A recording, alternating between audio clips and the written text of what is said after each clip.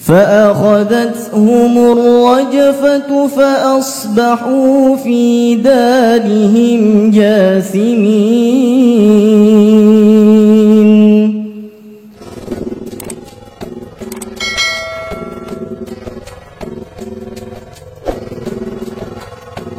Mufassir dengan nomor peserta TF220 dipersilahkan memasuki mimbar tilawah. A'udzu billahi minasy syaithanir rajim. Bismillahirrahmanirrahim. Qala amma man zalama fasawfa nu'adzibuhu thumma yuraddu ila rabbih fayu'adzibuhu 'adzaban nukra. A'udzu billahi minasy syaithanir rajim. Bismillahirrahmanirrahim. Qala amma man zalama fasawfa nu'adzibuhu thumma yuraddu ila rabbih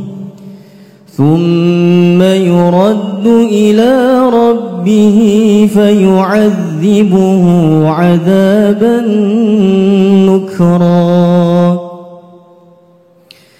وأما من آمن وعمل صالحا فله جزاء الحسنى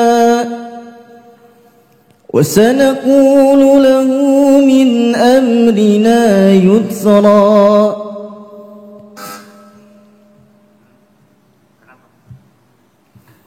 وسنقول له من أمرنا يسرا. ثم أتبع سببا حتى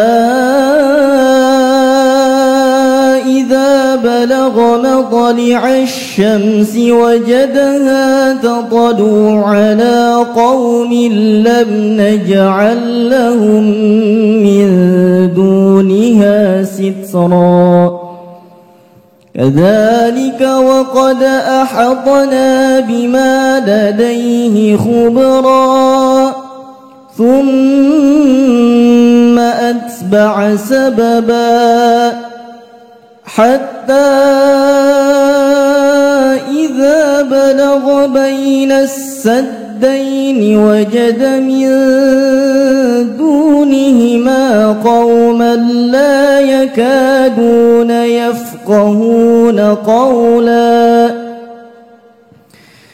قالوا يا ذا القرنين إن يأجوج ومأجوج مفسدون في الأرض فهل نجعل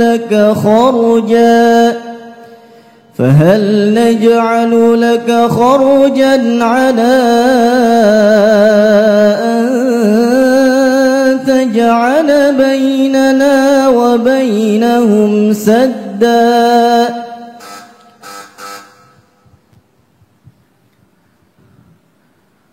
فعقروا الناقة وعتوا عن أمر ربهم وقالوا يا صالح ائتنا بما تعدنا إن كنت من المرسلين. فعقروا الناقة وعتوا عن أمر ربهم وقالوا يا صالح ائتنا بما تعدنا إن كنت من المرسلين. فأخذتهم الرجفة فأصبحوا في دارهم جاثمين. فتولى عنهم وقال يا قوم لقد أبلغتكم رسالة ربي ونصحت لكم ولكن لا تحبون الناصحين. ولوطا إذ قال لقومه أتأتون الفاحشة ما سبقكم بها من أحد من العالمين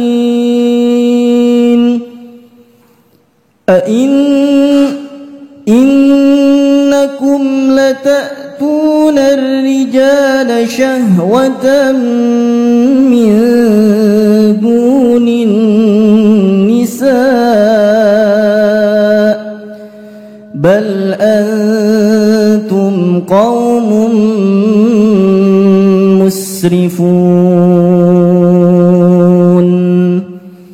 وما كان جواب قومه إلا أن قالوا أخرجوهم من قريتكم إنهم أناس يتطهرون.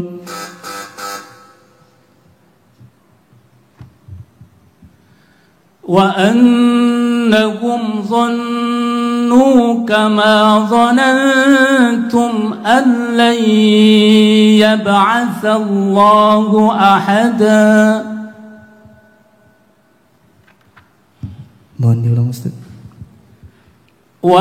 وأنهم ظنوا كما ظننتم أن لن يبعث الله أحدا. وأنهم ظنوا كما ظننتم أن لن يبعث الله أحدا.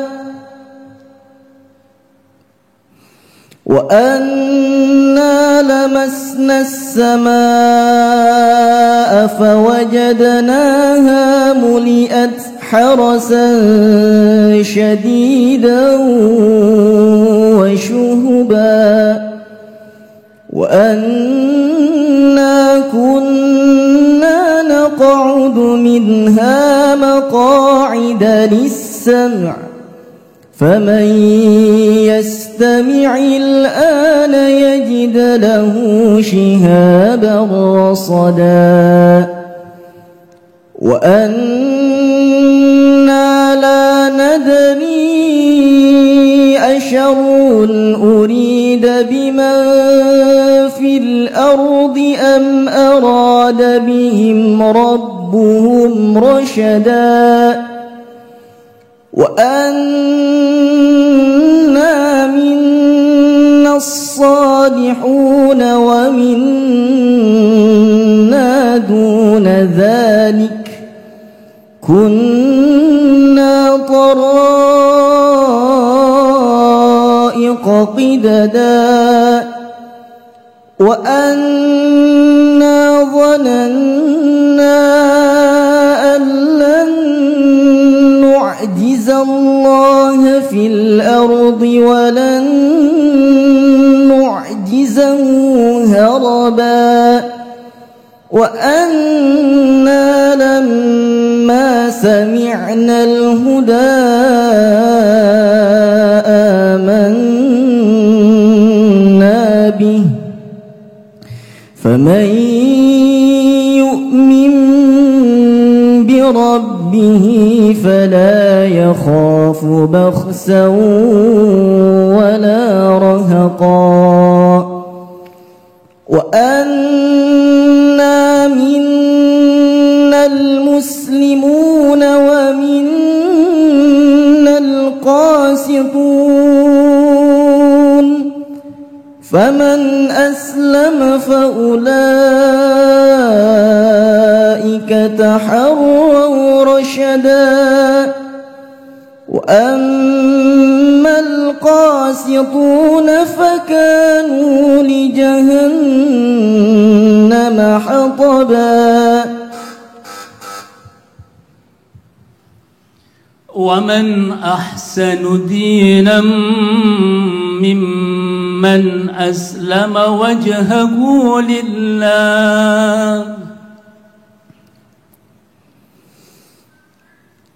ومن أحسن دينا ممن أسلم وجهه لله وهو محسن واتبع ملة إبراهيم حنيفا واتخذ الله إبراهيم خليلا ولله ما في السماوات وما في الأرض وكان الله بكل شيء محيطا ويستفتونك في النساء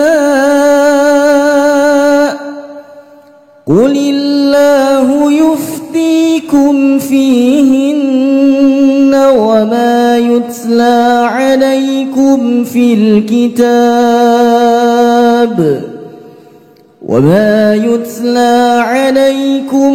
الكتاب في يتامى النساء اللاتي لا تؤتونهن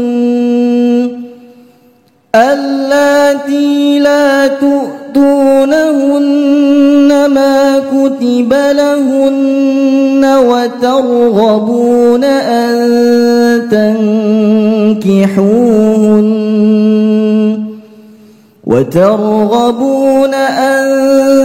تنكحوهن والمستضعفين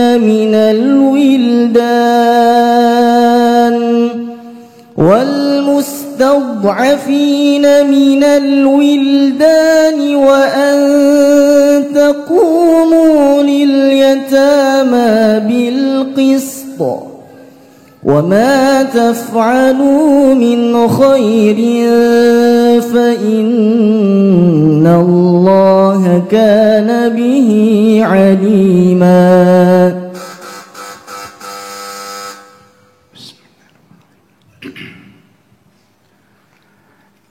Sekarang pertanyaan tafsir. Bacalah firman Allah Subhanahu wa taala dalam surah An-Nahl ayat 80 berikut ini. Wallahu ja'ala lakum min buyutikum.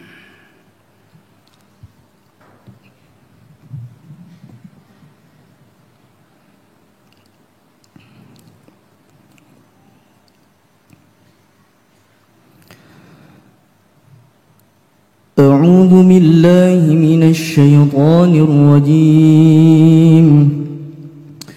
بسم الله الرحمن الرحيم. والله جعل لكم من بيوتكم سكنا وجعل لكم من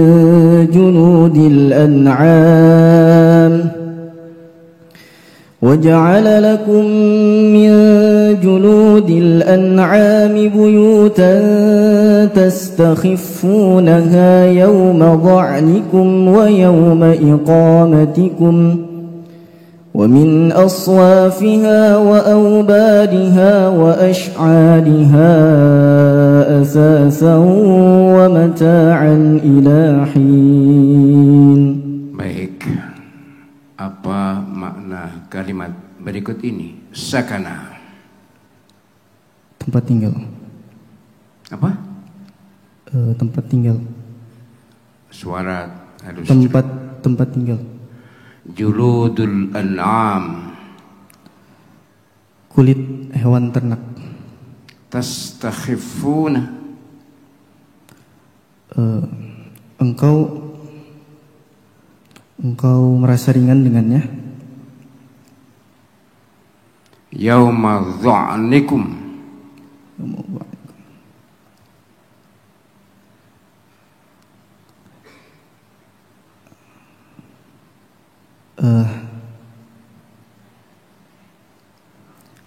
hari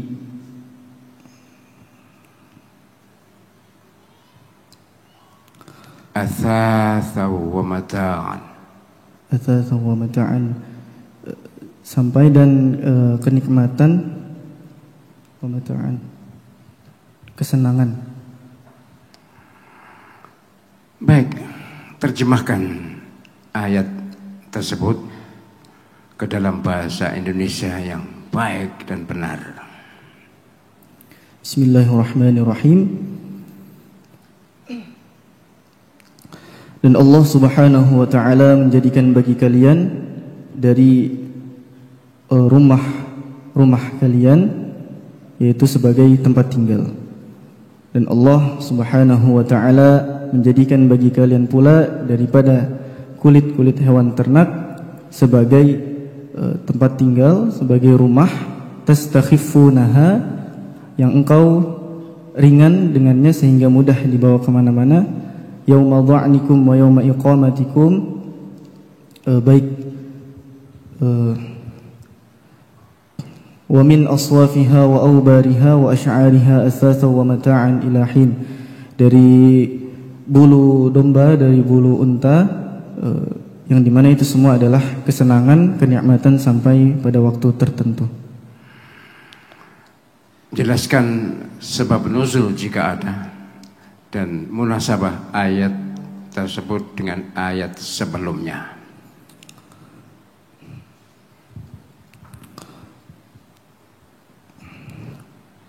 Bismillahirrahmanirrahim. Untuk asbabun nuzul di kitab yang kami baca, asbabun nuzul karya Imam Jalaluddin Asyuti, tidak ditemukan asbabun nuzul pada ayat ini. Adapun munasabah daripada ayat ini dengan ayat sebelumnya adalah, pada ayat sebelumnya Allah Subhanahu wa taala menjelaskan tentang kuasa Allah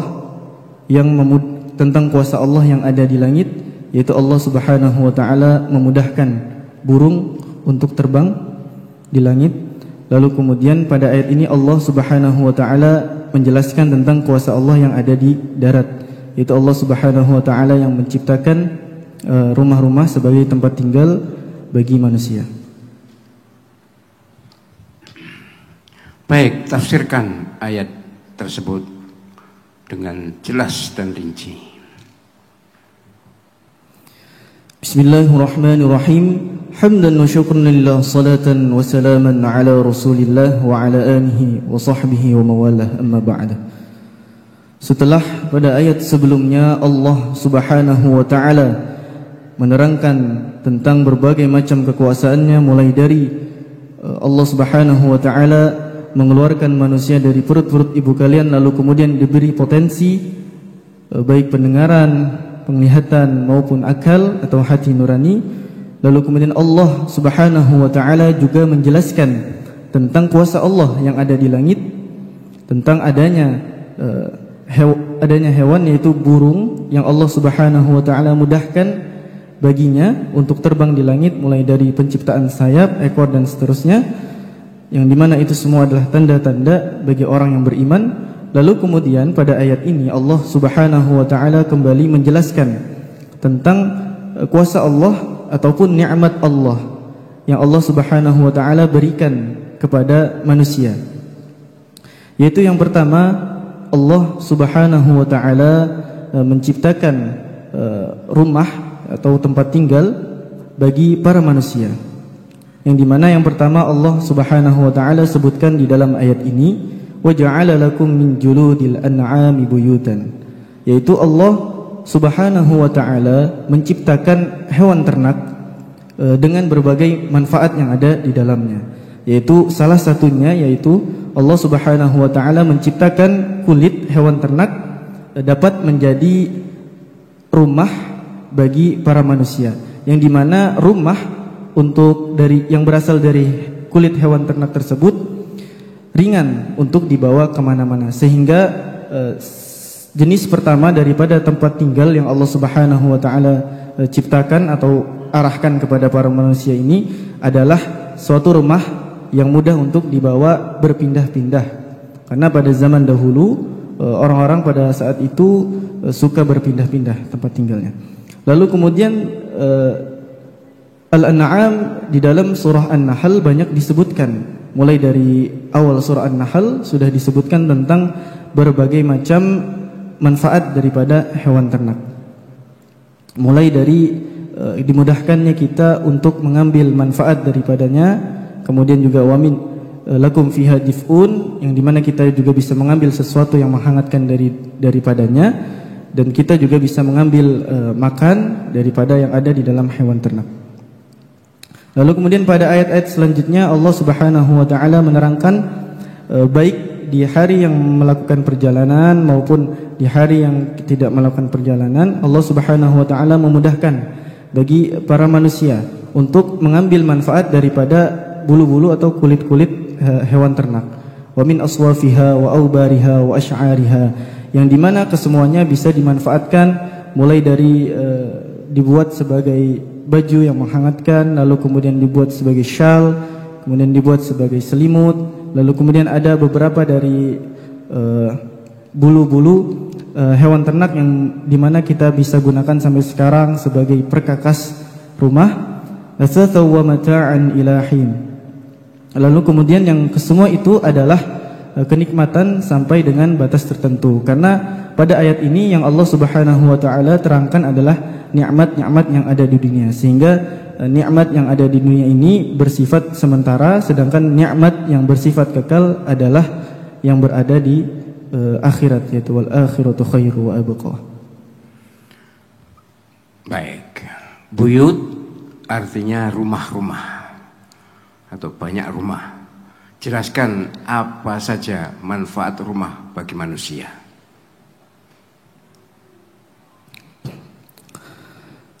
Bismillahirrahmanirrahim.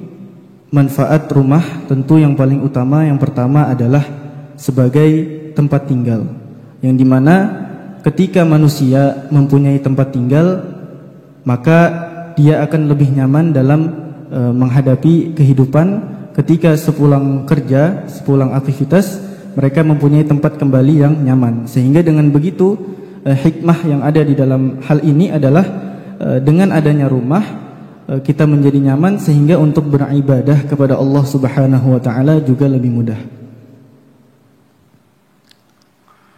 Itu saja. Baik, dalam Al-Quran rumah juga disebut dengan istilah manzil, juga maskan.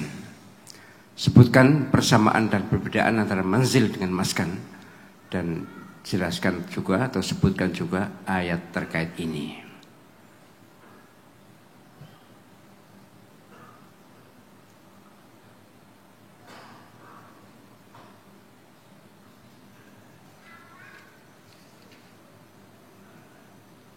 Pertanyaan jelas? Jelas. Apa persamaan dan perbedaan manzil dengan maskan? Dan sebutkan ayatnya.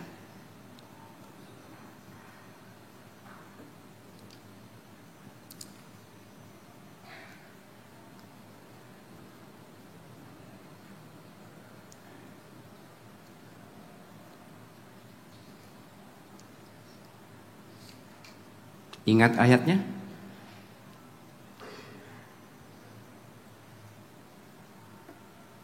Belum ingat, Prof.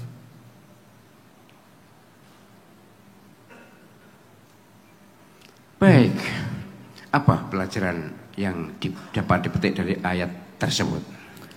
Bismillahirrahmanirrahim. Pelajaran yang pertama yang bisa kita ambil adalah Allah Subhanahu wa Ta'ala menciptakan bumi dan segala yang ada di dalamnya adalah untuk memudahkan aktivitas manusia, yang dimana itu bisa kita gunakan sebagai sarana untuk beribadah kepada Allah dengan lebih nyaman. Lalu kemudian yang kedua, Allah Subhanahu wa Ta'ala menciptakan segala sesuatu yang ada di dalam hewan ternak, yang dimana kita bisa mengambil manfaatnya, maka hendaknya kita gunakan hal-hal tersebut dengan semaksimal mungkin. Lalu kemudian yang ketiga, pelajaran yang terakhir adalah hendaknya kita senantiasa meyakini dan merenungi bahwasannya setiap detik yang ada di dalam hidup kita tidaklah lepas daripada nikmat Allah Subhanahu wa taala.